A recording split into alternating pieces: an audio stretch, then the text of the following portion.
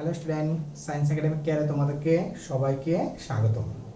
আজকে নবম দশম শ্রেণীর উচ্চতর গণিতের দ্বিতীয় অধ্যায়ের আংশিক ভগ্নাংশের আরো একটি নিয়ম নিয়ে আলোচনা করব।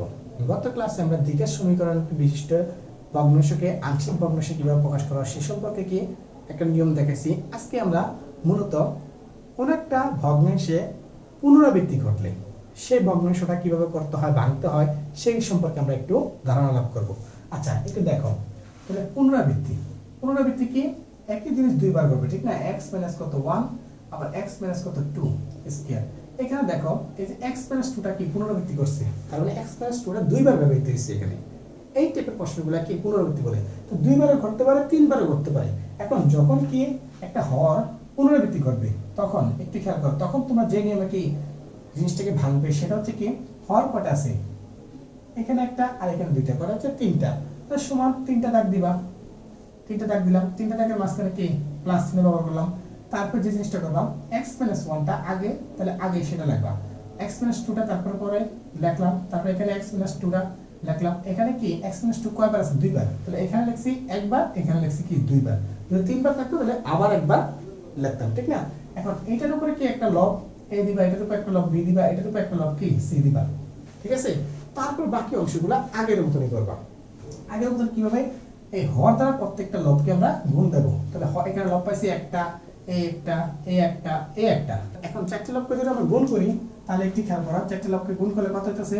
2 কত x স্কয়ার ইনটু কত x মাইনাস কত 1 আর x মাইনাস কত 2 কত স্কয়ার, ঠিক না?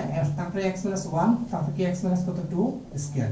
এখানে কি এর সাথে যদি গুণ করি x মাইনাস কত 1, x মাইনাস কত 2 স্কয়ার, x মাইনাস কত 1, তারপরে কি আছে দেখো তো 20 যদি গুণ করি x মাইনাস কত 1 আবার x মাইনাস কত 2 কত স্কয়ার, নিচে আছে কি x মাইনাস কত 2।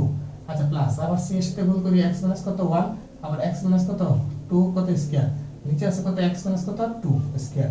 তারপর কাটাকাটি করি, এখানে থাকতেছে কি 2 কত x স্কয়ার আর এখানে থাকতেছে কি এটা কাটা থাকে কি a কত x মাইনাস কত 2 কত স্কয়ার, প্লাস এখানে থাকতেছে কি দেখো তো দুটো থেকে একটা গেলে একটা থাকে, তাহলে x মাইনাস কত 1 ইনটু কত x মাইনাস কত 2 আর c এর সাথে থাকে কি দেখো এটা কাটা থাকে কি x মাইনাস কত 1। এটা হচ্ছে আমার এক নং সমীকরণ। তারপর যেটা করব দুই নং সমীকরণ তৈরি করব। এর সাথে গুণ করলে কত a কত x স্কয়ার মাইনাস কত 4x কত প্লাস কত 4 আর এখানে যদি গুণ করি bx কি bx মাইনাস কত b, ঠিক না? সাথে আছে কি x মাইনাস কত 2 আর এখানে যদি গুণ করি cx মাইনাস কত 1। আচ্ছা, এখানে যদি গুণ করি a কত x স্কয়ার মাইনাস কত 4k ax প্লাস কত 4a, এখানে গুণ করলে কত b কত x স্কয়ার মাইনাস কত 2b কত x মাইনাস কত bx, তাহলে কি প্লাসের কত 2b প্লাসের কত 2cx মাইনাস কত 1। এটাকে তোমরা দুই নং সমীকরণ দেব। তারপর যে নিয়মগুলো আগের মতন তোমরা কি প্রথম হরকে একবার কি শূন্য ধরবা, x 1 শূন্য ধরে কি এক নং সমীকরণের মান বসাবা, আবার কি দ্বিতীয় হরকে x 2 কে একবার শূন্য ধরবা, আবার কি এক নং সমীকরণের মান বার করবা। তারপরে কি করবা? দুই নং সমীকরণকে আগের মতন সংশোধিত করবা। দেখো যে রেজাল্টগুলো অবশ্যই বের হয়ে যাবে। হ্যাঁ, আশা করি বুঝতে পারছি। এভাবে কি পুনরাবৃত্তি বিশিষ্ট কি ভগ্নাংশগুলোকে আংশিক ভগ্নাংশে রূপান্তর করবা। আজকে এতটুকু, আল্লাহ হাফেজ।